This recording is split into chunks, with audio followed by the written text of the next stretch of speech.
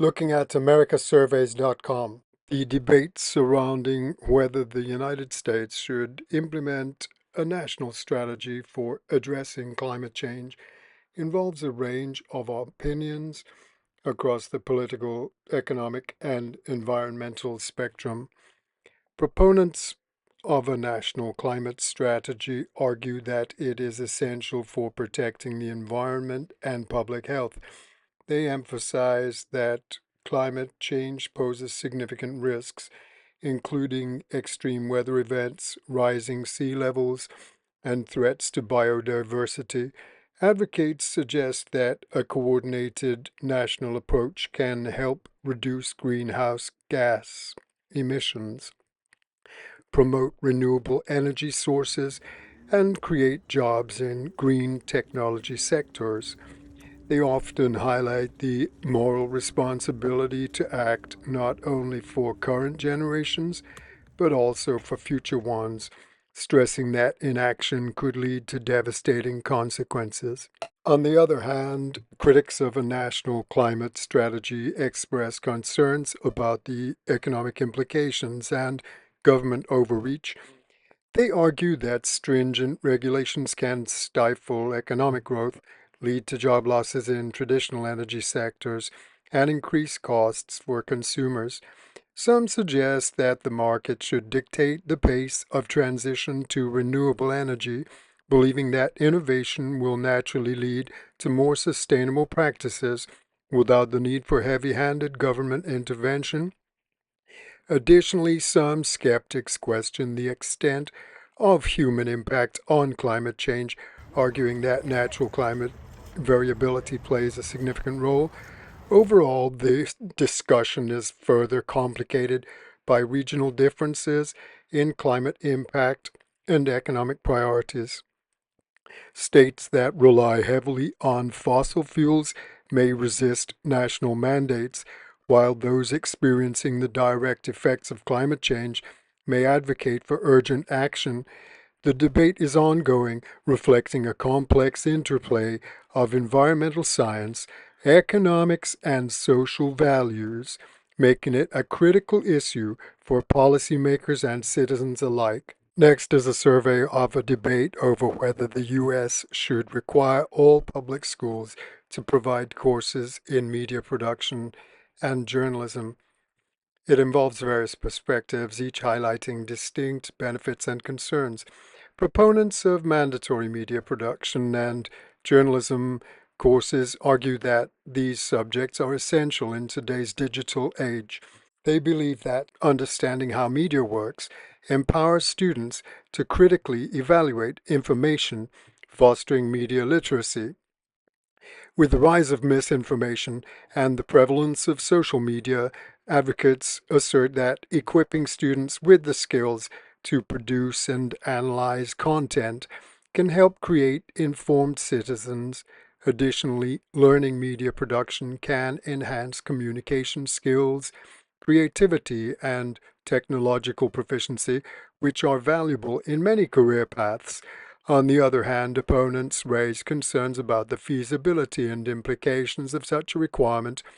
They argue that public schools already face challenges, including limited funding and resources.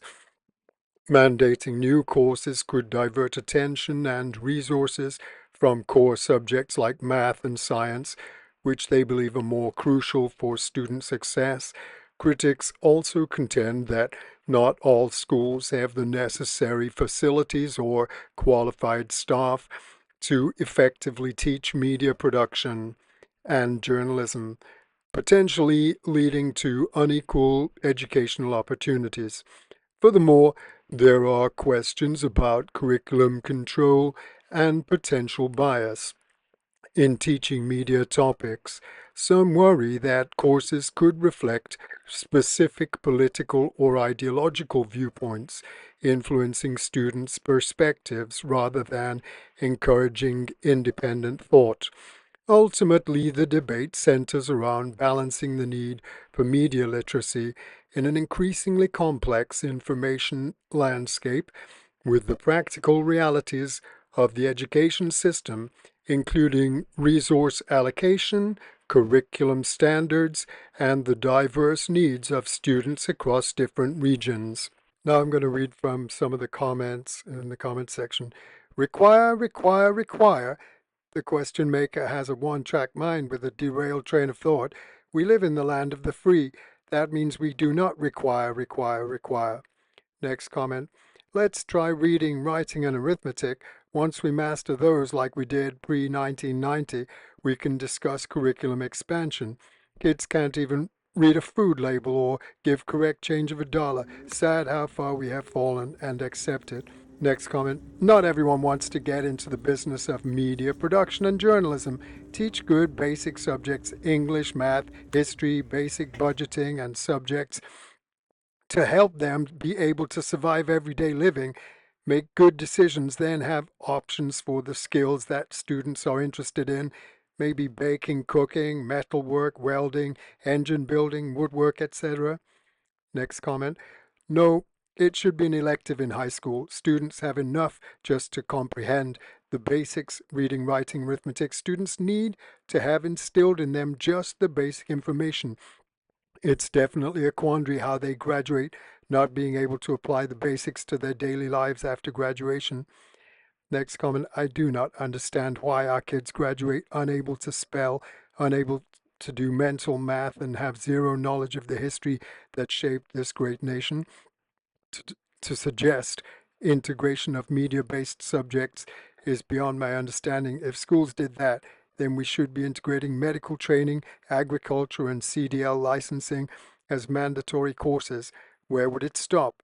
We should be incorporating how the media works and the damage that the media has done to our nation and to individuals into our social studies courses, and eliminate the woke doctrine that is not factual and is destroying our nation.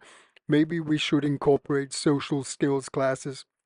Our youth, for the most part, are unable to hold a conversation face to face, but can blow up a screen on social media. They understand the media and social media technology just fine. Folks, the time is now for back to basics. Protect our kids. Next comment. The American public has seen and experienced enough indoctrination from our public sector. We will no longer fund the liberal agenda. So my take on this is that perhaps it may be beneficial for all students to fully realize how the media exerts influence and shapes narratives to advance their own strongly preferred agenda. Then the students can be more empowered and equipped to combat any negative results from disinformation propaganda. So next I was going to look at the Smoot-Hawley Tariff Act of 1930. It did not cause the Great Depression, but it did make the situation worse. Increased tariffs. The Smoot-Hawley Tariff Act raised import tariffs by an average of 40 to 60%. This made imports unaffordable for most people and decreased the amount of goods that could be exported. Retaliatory tariffs. Other countries responded to the Smoot-Hawley tariff by imposing their own tariffs, which reduced international trade even further. Damaged foreign economies. The Smoot-Hawley Tariff Act had a particularly damaging effect on Cuba, whose economy depended on sugar sales. Cuban anger over the tariffs led to the overthrow of the U.S.-friendly government. Bank failures. The Smoot-Hawley Tariff Act contributed to bank failures, especially in agricultural regions. Other factors that contributed to the Great Depression include the stock market crash of 1929, banking panics, and the gold standard. Next, a look at this. Attacks on Falun Gong reveal CCP influence in America. Chinese leader Xi Jinping launched a new strategy to target the spiritual group in the United States. New York, December 19th, an ever-growing lineup of whistleblowers has identified the Chinese Communist Party as the culprit behind an avalanche of attacks on Falun Gong practitioners in America, as well as companies they founded to raise awareness about the persecution they face in China. The attacks adopt various tactics and forms, showcasing the range of the CCP toolkit for using American institutions and silencing its critics.